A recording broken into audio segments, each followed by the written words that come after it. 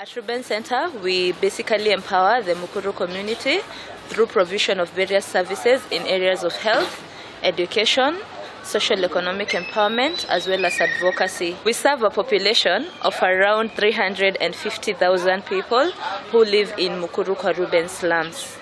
We have had a lot of cases of child pregnancy. For example, in our maternity, we have around 12% of the mothers delivering with us being teenagers. And we have noted from the research that we've done that most of these young girls, they are lured into sex at an early age, and some of them are groomed, and also most of the people take advantage of the young girls. And immediately the girls get pregnant, you realize that they decide to go and get married, obviously because of the rejection from the families. Some of them are not able to go back to school and continue with their education.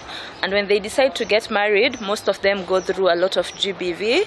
Because they are young, they do not have a means of fending for their families, for their children, and therefore cases of GBV continue to increase because these girls are not empowered enough.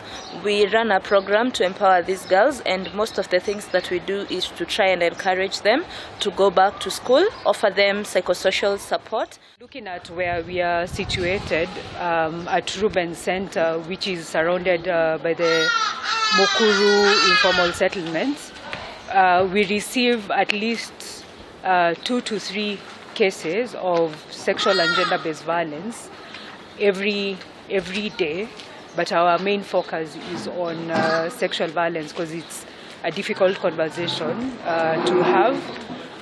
Looking at our context as an African country where issues of sex, sexuality and sexual violence are not discussed openly or in public spaces. Since the first case of COVID-19, when it was reported in Kenya, that's in March 2020, we were able to handle 1,197 cases, and we saw a 28% increase of the cases during that time. Looking at contributing factors within the Mukuru settlements, we are looking at not every household has a toilet or water or even the necessary required amenities within the same compound. So women and girls have to walk for 2 minutes or 5 minutes to go and collect water. The setup of the household also is a contributing factor because they live in a house that is 10 by 10, where you will find 6 to 10 members live within the same roof. So we, looking at the statistics and the clients who present at our offices, increasingly we are getting more men and boys being subjected to sexual violence because of one reason or the other.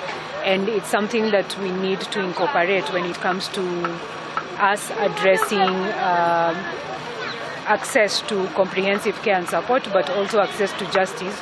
Looking at men, socialization around men, majority of the survivors actually need protection, like removing them from the houses they are living in into a safe space or a shelter where they can go through rehabilitation or they can go through a healing process, so that when they're reintegrated back into the community, they are able to continue with their life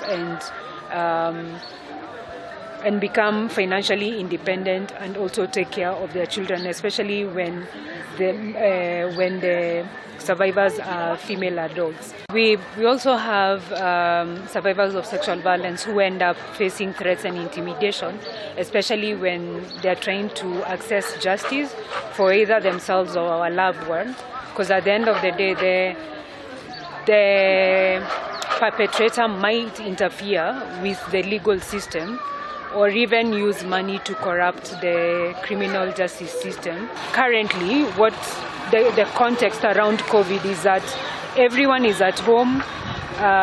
Majority of people are not going to work because they've lost their job. So their life has become strenuous, and it makes it vulnerable for so many people to be subjected to the different forms of sexual and gender-based violence.